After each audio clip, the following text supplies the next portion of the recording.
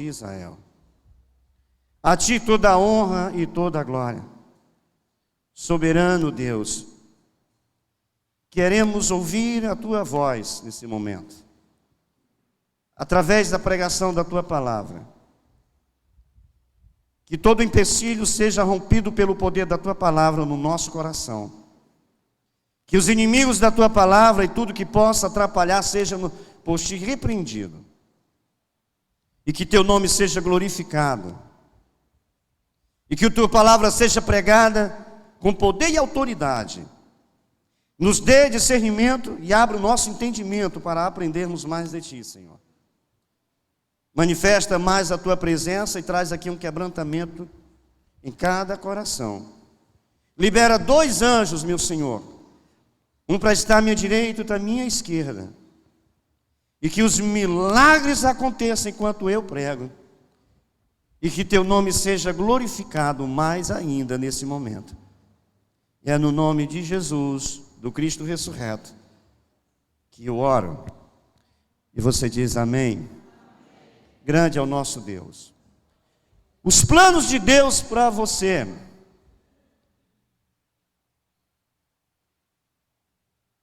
Os planos de Deus para você. Você sabe se Deus tem planos para você e quais são eles? Não sei se você já parou um dia e disse: o que Deus tem para mim? O que Deus tem planejado para a minha vida? O que você pode esperar da parte de Deus? A Bíblia diz, os estudiosos afirmam que há mais de 8.000 promessas de bênção. E bênçãos são projetos de Deus. Diga amém. Se Deus tem um projeto para a tua vida, isso é bênção. Pior é que muitos não sabem. E mais ainda pior, que muitos não acreditam nisso.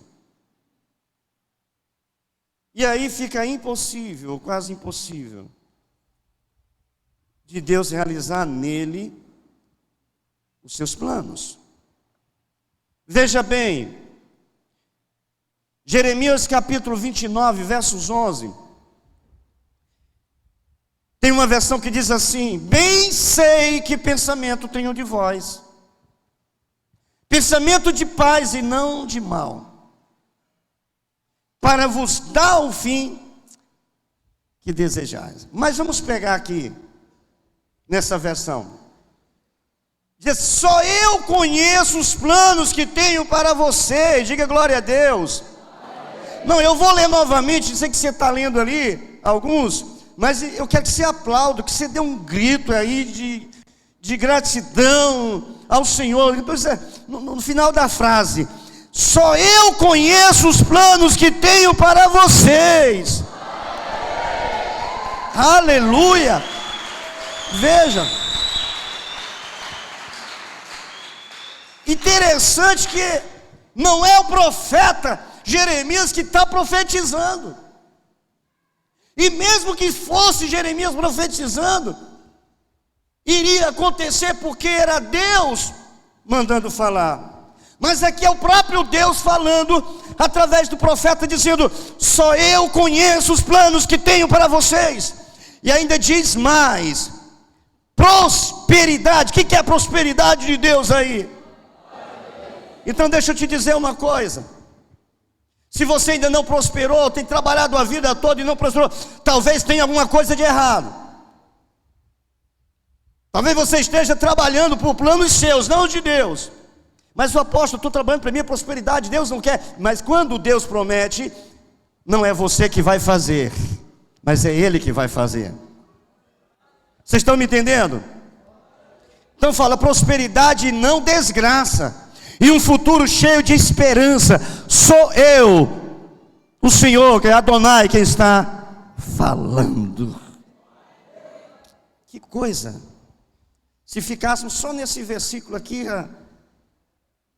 se parássemos uma mensagem agora, tenho certeza que muitos aqui sairiam edificados e abençoados, porque é a palavra de Deus, e o próprio Deus dizendo: eu sei o que eu tenho para vocês, o tamanho, a quantidade de projeto, de planos, de prosperidade, de paz. Então, se Deus tem, Ele vai realizar. Ele vai realizar esse projeto na sua vida. Muitos não permitem. Muitos não querem. Queridos, quando eu voltei de Jerusalém, isso há 10 anos atrás, eu lembro muito bem, no primeiro domingo, eu disse para a igreja, eu aprendi, eu disse: eu não trabalho. Eu percebi que estava fazendo algo certo e não sabia. E eu entendi que quando, lógico que depois eu fui para a palavra, me confirmou, que é Deus que realiza os meus sonhos. E daí para cá eu não trabalho mais para realizar os meus sonhos, porque Deus tem sonhos para mim, porque é Ele que vai realizar. Agora é claro, eu preciso obedecer. E eu entendi que quanto mais eu me dedico às coisas de Deus, Ele se dedica às minhas. Então pega aí a chave, entendeu? Porque Ele tem planos para mim.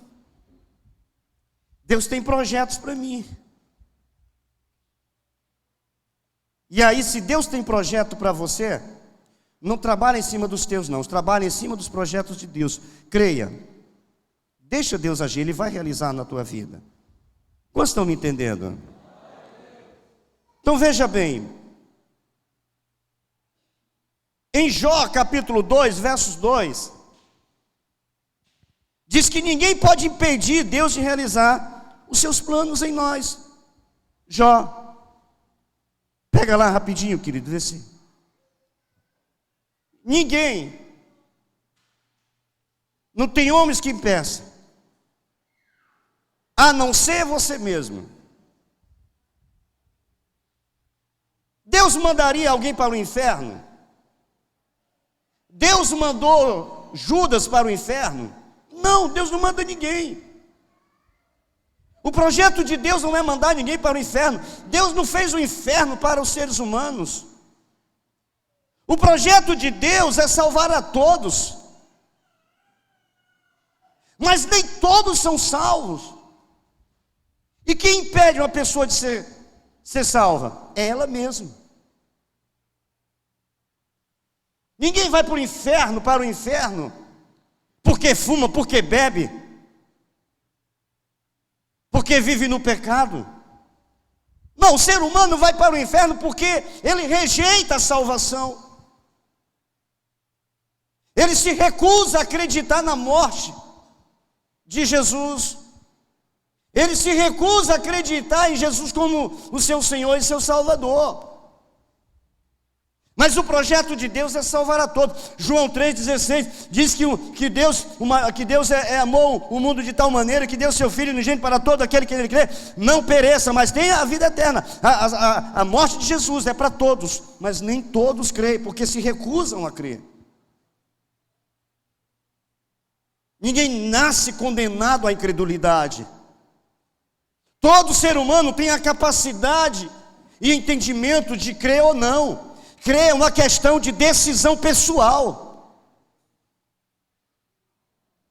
A incredulidade vai impedir o agir de Deus, mas na vida da pessoa. Eu não posso impedir os projetos de Deus se realizar na tua vida, jamais. Ninguém, a não ser você. E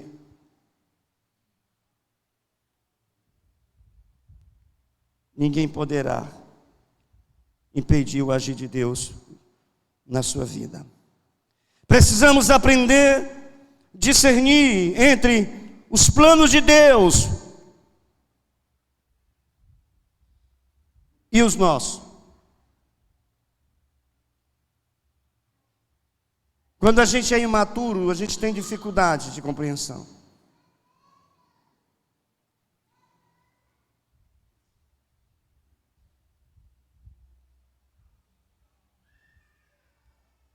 Amados, para cá. Aí só o pessoal da recepção. Ó.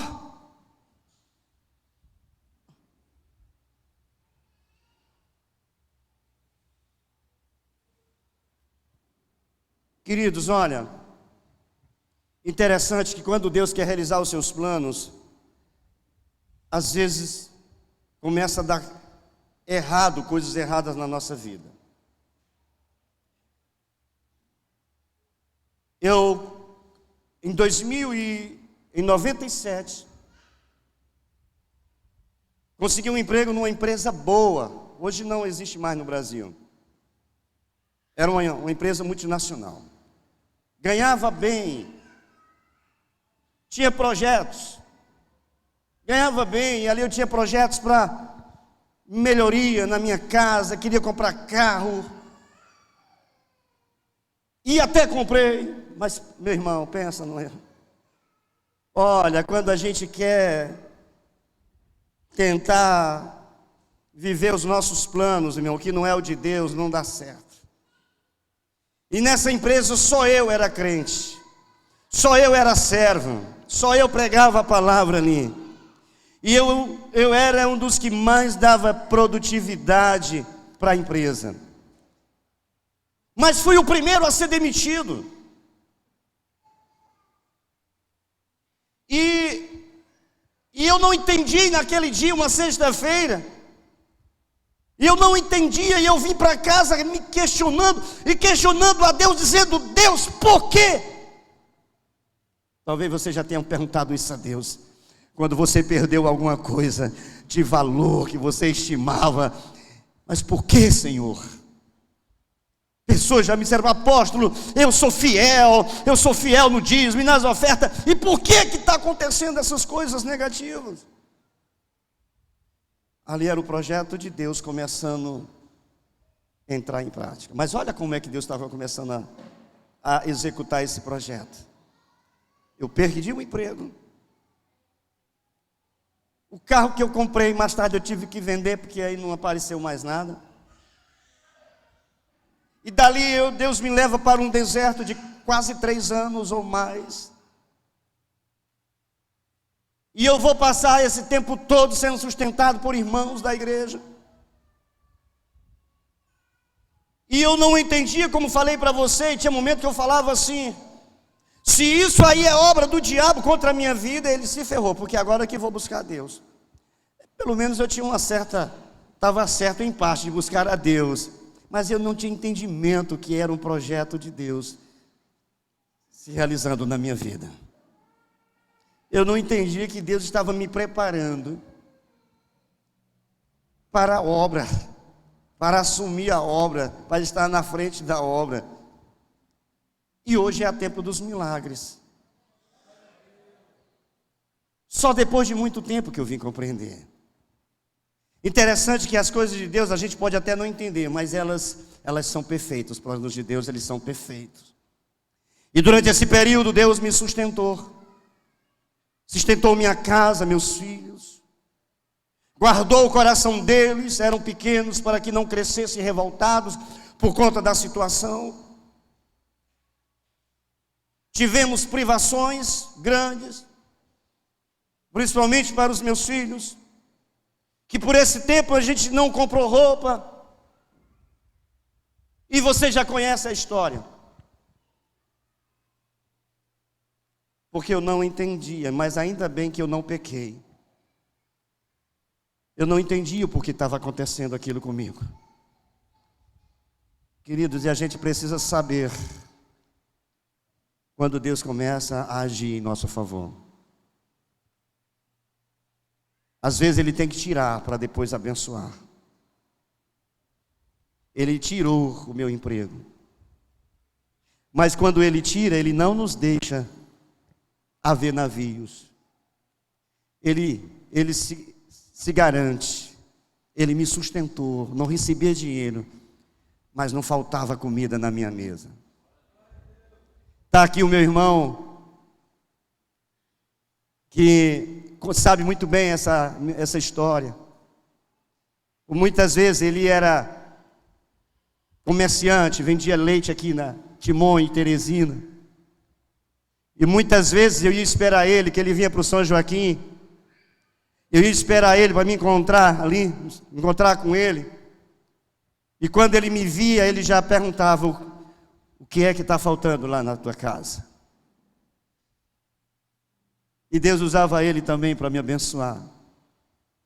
Comprava um arroz, comprava uma carne, comprava leite para os meus filhos. Ele sabe o que eu passei. Mas isso era um plano de Deus sobre a minha vida. Eita, apóstolo, se os planos de Deus são assim, cada caso é um caso. Você acredita que Deus tem planos para a sua vida?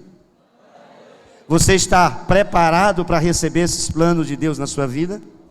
Você está disposto a abrir mão ou até mesmo ter perdas para que Deus realize em você os seus projetos? Sim ou não? Olha que Deus está ouvindo, hein? Mas a Bíblia vai dizer que os planos de Deus, os pensamentos de Deus são maiores do que os meus e os seus. Presta atenção, o primeiro carro que eu comprei, o carro que eu comprei foi da casa do dono, do ex-dono para a minha casa e de lá para a oficina. O cara, quando não tem muita coisa, ele sonha, né? Qualquer coisa é uma coisa grande. E eu comprei, queridos, muitos aqui nem sabem que carro é esse. Uma Marajó. E o carro para e não para no meio do caminho, para e não para. E eu digo: meu Deus, chegar pelo menos em casa. Não era plano de Deus, meu irmão, ter um carro daquele. Você está entendendo? Eu queria qualquer coisa. Eu não sei se você já pediu. Não, o que Deus me der. Não, não é assim. Se Deus me der uma casinha. Deus não tem uma casinha para você. Você acredita que Deus tem uma casinha para você? Você acredita que Deus tem uma bicicletinha para você? Um carrinho, olha o nome, carrinho. E eu comprei um carrinho desse. Saiu dali para a oficina e lá eu já troquei em outro carro. Em um Chevette 79. Você está entendendo? E eu fiquei insistindo, e Deus dizendo, e eu não entendendo: não é por aí, não é isso que eu tenho para você, esse não é o projeto que eu tenho para você. Mas eu insistindo, aí e o dinheiro acabando, porque eu fui demitido. E aí eu peguei o Chevette 79, vendi e comi uma parte e a outra comprei uma Brasília. Eu queria ter um carro, meu irmão. Quantos aqui sonham ter um carro? Você acha que Deus não sonha, Deus não tem projeto para você, não? Talvez você já tenha sonhado com um Chevette. Deus não quer te dar um Chevette. Deus não quer te dar um Chevette. Se Deus me der um dia dar condições para dar um carro para o meu filho, eu não vou dar um Chevette.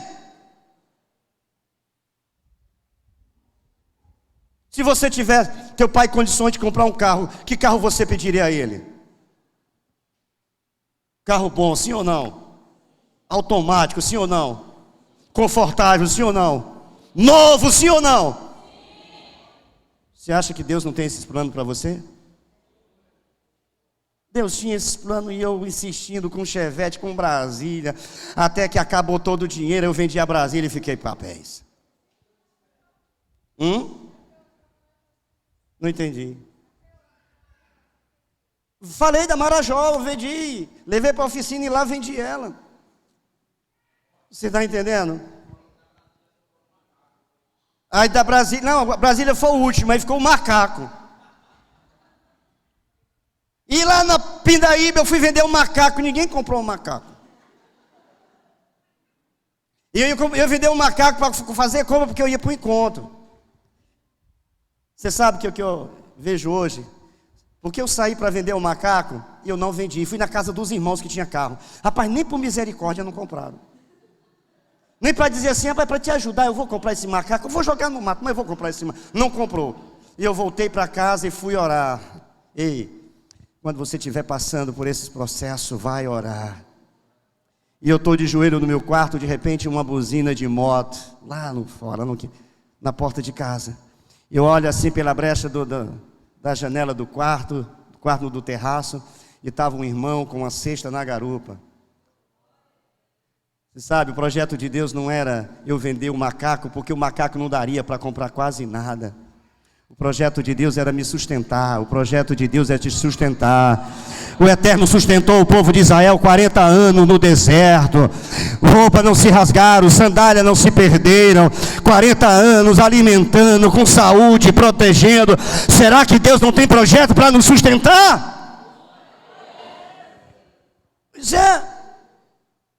E aquela cesta deu para sexta-feira, para sábado, domingo. E chegou até a segunda-feira. Precisamos compreender quais são os planos de Deus para a gente, para que a gente não peque. O povo de Israel no deserto não compreendeu, e aquela geração que saiu de adulta de 20 anos acima, morreram no deserto, não entraram na terra prometida, porque não compreenderam o projeto de Deus para a sua vida. Nós precisamos entender, compreender quais são os planos de Deus para nós. Não há nenhuma perspectiva de melhora no Brasil e no mundo, mas mesmo assim Deus tem projeto para a sua igreja, para o seu povo. O Salmo 91 diz: 1000 cairão ao teu lado, 10.000 à tua direita, mas tu não serás atingido. É o Eterno falando para a igreja: aconteça o que acontecer, mas você não será atingida, porque o projeto de Deus é nos guardar. Aquele que habita no esconderijo do Altíssimo descansa à sombra do Onipotente. Entendo qual é o projeto. Projeto de Deus. Grande é o nosso Deus. Jó, no fim do seu sofrimento, chegando no fim do seu sofrimento, ele compreendeu que Deus tinha um plano de restauração para a sua vida. Jó 15, 25. 15, 25 não. Não é 15, 25. Deixa eu ver se é. Quem é bom de Bíblia aí? Que diz assim: bem sei que pensamento tem. Aliás, eu sei que meu Redentor vive.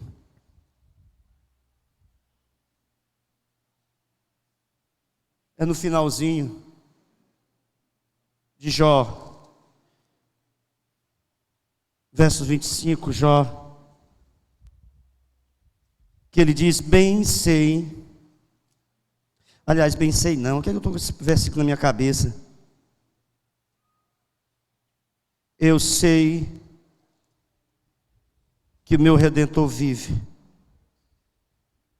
e ele se levantará para me defender.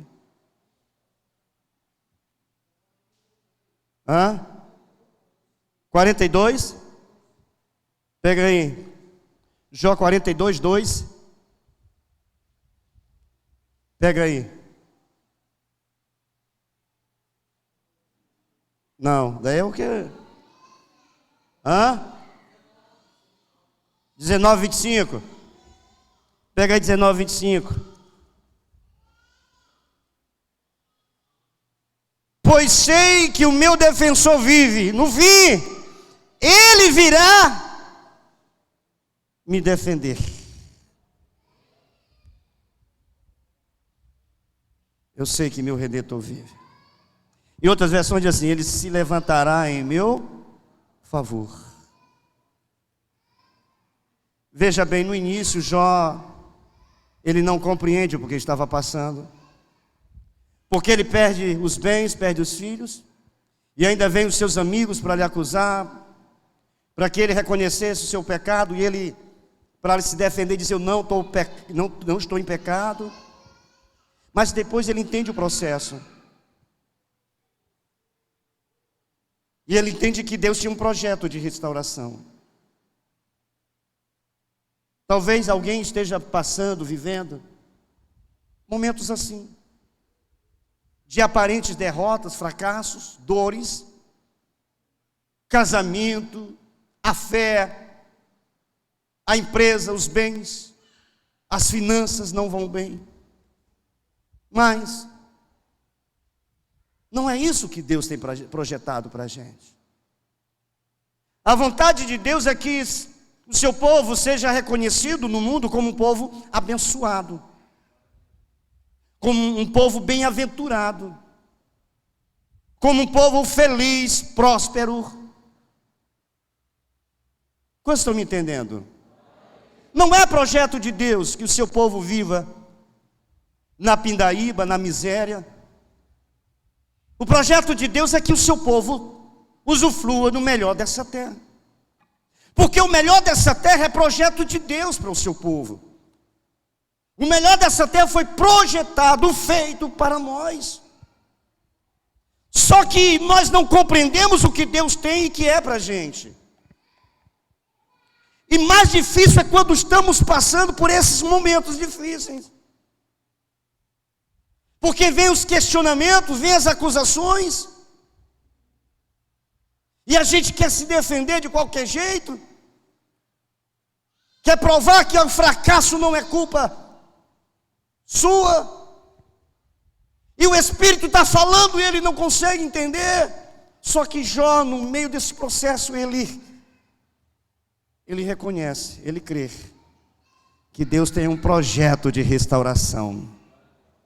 E realmente Deus restaurou a sua vida, restaurou a sua saúde, a sua família, e aumentou ainda mais a sua fé, porque realmente o seu Redentor se levantou em seu favor.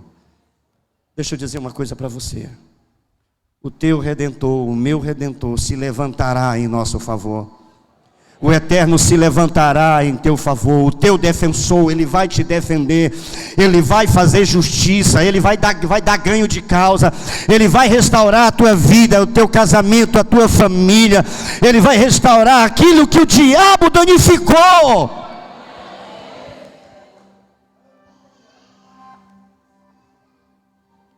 Precisa acreditar nisso.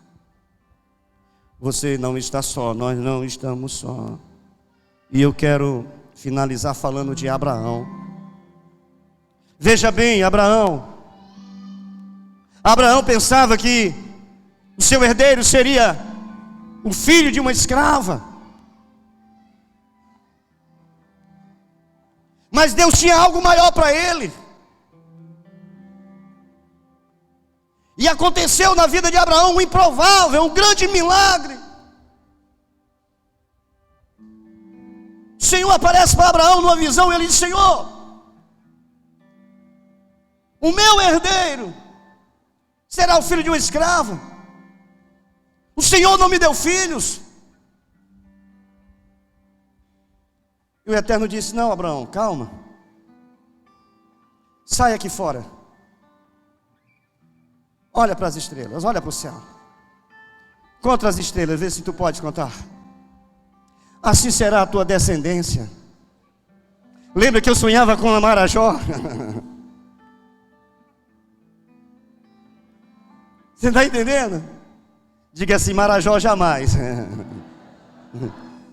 Deus estava dizendo: presta atenção que eu tenho para você, Abraão. Quando terminar o culto, olha para o céu. E se tiver estrela no céu, tenta contar essas estrelas. Assim será as bênçãos que Deus tem para o seu povo. Talvez você esteja pensando: tomara que Deus se lembre de mim, pelo menos me abençoe com uma bênção. Deus não só tem uma bênção para você, não. Você está entendendo? Ei, você que quer ter filho e ainda não teve ainda, pega aí. Deus vai abrir a tua madre, Deus vai te fazer fértil. Se foi maldição, eu quebro agora essa maldição. Você está entendendo? E você vai gerar filhos, e filhos, e filhos, e mais filhos, para a glória de Deus. Deus vai aumentar as tuas finanças, os teus bens, a tua casa, a tua família.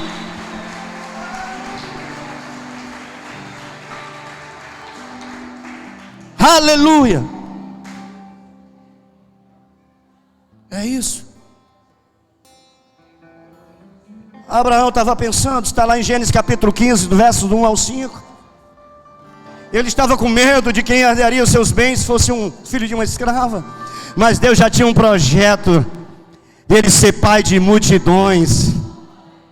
Você está entendendo? Ei, escuta aí. Alguns irmãos esteve comigo hoje lá na igreja, lá no Bela Vista. E o apóstolo até falou um pouco ele disse que a tempo dos milagres é fruto de uma palavra. E eu já contei isso para vocês. Eu não sonhava ser pastor, vocês sabem a história. Eu nunca quis ser pastor, sempre quis servir a Deus. E olha os planos de Deus. Olha os planos de Deus. Primeiro, como Deus começa a fazer. Com minha família, meus pais e meus irmãos. Nós pequenos ainda, no Pernambuco. Uma fome terrível. Meu pai morando no Maranhão, fugido. Sendo nós sustentados pelos parentes. Mas essa história, veja bem qual é o plano de Deus. Quando minha mãe engravida, deixa eu voltar mais um pouco no passado. Minha mãe engravida do meu pai. E aí ela tenta um aborto, porque ela adoeceu. E tem aqueles entendidos, né? Sempre tem alguém, toma isso que vai... E ele disse, olha, toma esse remédio, aborta essa criança, não vai morrer você e a criança. Ela tomou, e eu não morri, e eu nasci. A gente estava, no dia 22 do mês passado, a gente estávamos na casa da minha irmã, e a gente falando de como é o agir de Deus. Deus nos tirou de um lugar, escute, se tivéssemos sido criados lá no Pernambuco, talvez nenhum de nós, ou poucos de nós, estivéssemos vivos, se não tivéssemos morrido de fome. Você sabe por quê? Porque nós seríamos criados num lugar muito violento, de muita morte. Para você ter uma ideia, nós tivemos 2 primos que foram mortos cedo, porque eles começaram a matar gente cedo. Eles eram pistoleiros, um começou com 16, outro com 17 anos. Um morreu depois de algum tempo assassinado, o outro morreu louco de tanto matar gente. E meu pai tinha fugido, porque ele atirou dentro do ouvido, foi na garganta de um cara lá. O outro meu tio, irmão da minha mãe, também fugiu, porque matou outro lá no Pernambuco. E lá era o seguinte, a cultura é, fulano de uma família mata o fulano da outra família, e as famílias se destruindo. Iríamos crescer num ambiente desse. E eu já tinha uma índole de... Se nós estivéssemos lá, com certeza, eu seria um dos que não estaria mais vivo. Porque eu maquinava matar pessoas. Nunca briguei, nunca falei de matar, mas eu maquinava. Eu planejava a morte. Eu comigo mesmo, dizendo, um dia que alguém fizer isso comigo, eu falava para mim. Porque diz que quem fala muito não faz, né? Eu não falava para ninguém. Vocês estão me entendendo? Pois é. Eu planejei matar meu sogro. E não matei porque Deus não deixou. Aqui. Então Deus tem um projeto para a gente. Tinha já. Não deixou eu morrer com o remédio que minha mãe tomou. Não nos deixou morrer de fome. Não nos deixou ser criado num ambiente daquele. E nos trouxe para Teresina, para Timóteo, depois para Teresina. E depois de alguns anos, Ele salvou meu pai, salvou minha mãe e nos salvou. E hoje eu sou pastor, não queria ser. Hoje eu sou uma bênção para a glória de Deus. Não matei ninguém, pelo contrário, eu estou sendo instrumento para dar vida. Porque quando eu abro a minha boca para falar de Jesus, eu estou dando vida, eu estou abençoando. Temos a minha irmã hoje também, que é pastora. Esse era o projeto de Deus para mim. E eu não tenho Marajó. Você está entendendo? Entenda quais são os planos de Deus para a tua vida. Esquece teus planos e busca os planos de Deus para você. Faça a vontade de Deus. E Ele vai fazer a sua. Ele vai realizar os teus sonhos. E eu quero concluir dizendo: pessoal da recepção, socorre aqui, que eu derramei cajuína. Eu quero concluir dizendo, para não perdermos aquilo que Deus tem para nós, a melhor coisa a fazer é entregar o nosso caminho ao Senhor. Salmo 37:5. Entrega teu caminho ao Senhor, confia nele, e Ele é quem vai fazer, e Ele fará, Ele quer realizar na tua vida. É isso que Deus tem para você. E quem recebe, dá glória a Deus. Aplauda o Eterno, bem forte. Aleluia. Grande é o nosso Deus. Se coloque de pé, no nome do Cristo ressurreto. Que Deus te abençoe, você aqui da rede social. Se inscreve aí no meu canal, compartilha, e que Deus te abençoe. Aleluia.